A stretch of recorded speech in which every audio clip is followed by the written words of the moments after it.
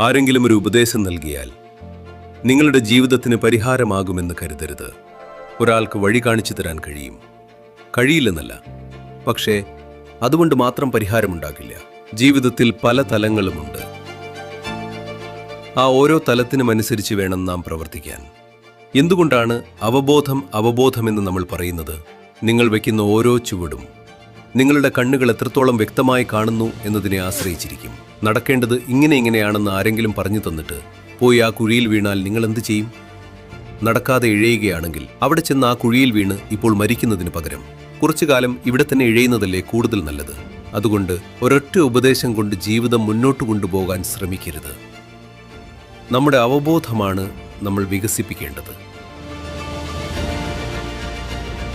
കാര്യങ്ങൾ മനസ്സിലാക്കാനുള്ള നമ്മുടെ കഴിവ് വികസിക്കണം. അപ്പോൾ നമുക്ക് ജീവിതത്തിൽ നല്ല രീതിയിൽ മുന്നോട്ട് പോകാൻ കഴിയും.